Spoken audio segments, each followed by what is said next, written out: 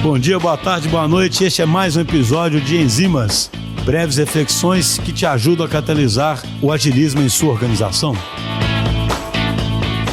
Olá, meu nome é Júlia, eu sou dev aqui na DTI há um pouco mais de 2 anos e hoje eu vim falar sobre um livro que eu li há um tempo, que por mais que eu tenha aplicado na minha carreira como desenvolvedora, ele não tá estrito a isso. O autor, ele era um médico que vivia muito exausto porque ele era obcecado com produtividade. Ele estudava bastante, assistia bastante palestra dos gurus de bem-estar no YouTube, tudo que era possível, e ele aplicava uma produtividade baseada numa disciplina militar. E ele viu que ele estava sofrendo. Ele fazia o que precisava fazer, mas ele estava sofrendo muito e ele viu que o sofrimento não funciona a longo prazo, ele acaba te desmotivando. Então, ele acabou mudando o rumo desses estudos dele e da motivação dele para focar no bem-estar, porque quando você se sente bem, você trabalha muito melhor. É uma coisa que é intuitiva, mas não fica tão óbvia no nosso dia a dia quando a gente se cobra tanto. No livro, ele organiza essa filosofia dele em 3 pilares. O primeiro é energizar, o segundo é desbloquear e o terceiro é sustentar. E eu queria focar hoje nesse primeiro pilar, que é energizar. Ele foca em como gerar energia e prazer durante a execução das suas tarefas, ver a motivação nelas, vai te ajudar a executar elas não como se fosse uma obrigação, mas algo que você quer fazer e é importante para o seu trabalho também. Escolhe 3 energizadores, que seriam Play,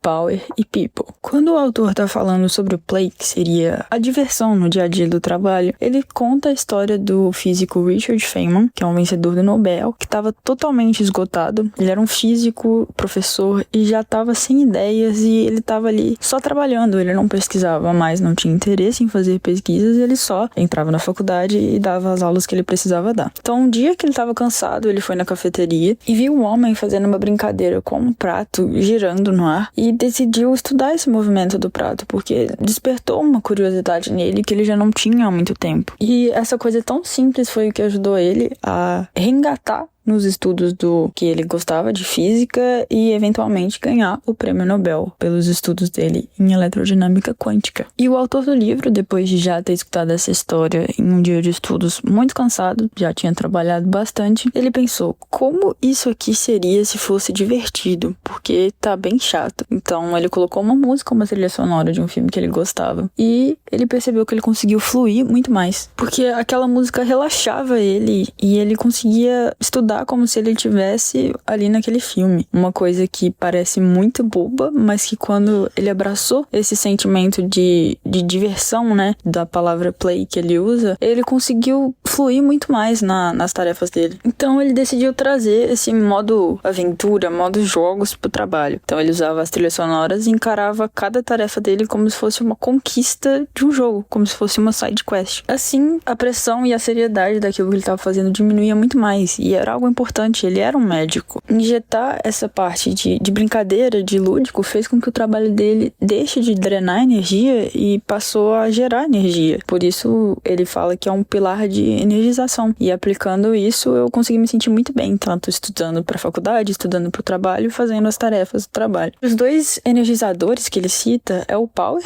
que é o poder, e People. Quando ele fala do poder, ele fala que a autonomia de escolher como resolver um problema, a confiança suficiente de que você está resolvendo aquilo com uma escolha sua, que você estudou, também te dá muita mais motivação. E pessoas, ele fala sobre o conceito de que a inteligência coletiva de um time feliz supera qualquer esforço individual. Então é você fazer o bem para os outros que estão ao seu redor e sentir que eles também estão te fazendo bem e que vocês estão movendo juntos, com certeza te dá muita mais motivação no dia a dia. E só para comentar um pouquinho dos outros pilares que ele fala, o pilar 2 é o desbloquear e nos ensina que a gente procrastina por incerteza. Em confiança, a gente querer que tudo que a gente vai começar a fazer já seja perfeito, então a gente não faz. Então ele sugere algo que ele chama de metas nice, que seriam metas próximas que você pode concluir a não tanto longo prazo, controláveis e que te dão energia. E se o medo de errar aparecer, ele também ensina uma regra que ele chama de 10, 10, 10. Isso vai importar daqui 10 minutos? Provavelmente. Daqui 10 meses? Talvez. Daqui 10 anos, a maioria das vezes é não. E o pilar 3, que é sustentar, é sobre você não pifar. Ele traz o princípio de que se o dia tá improdutivo, você pode aceitar e anular o dia sem culpa, porque a gente também tem que descansar. Ele fala sobre como escolher um dia da semana, talvez, pra você só ficar tranquilo e não se cobrar pra fazer todos os dias da semana, todos os dias do mês produtivos, é importante também. Ele sugere pra você recarregar as baterias através de hobbies que tragam competência e liberdade. E a grande mensagem do livro é que você não precisa aprender como ser produtivo, aprender como estar bem no trabalho só decorando métodos, mas experimentando o que te faz bem. Ele sugere esse método, mas ele também explica que ele chegou nele experimentando. Então, ele foi descobrindo o que relaxava ele durante o trabalho e o que deixava ele bem. Então, a próxima vez que você estiver preso em uma tarefa ou só com dificuldade de encontrar motivação de continuar fazendo ela, faz a mesma pergunta que ele fez: como isso seria se fosse divertido? Muito obrigada pela atenção e tchau, tchau.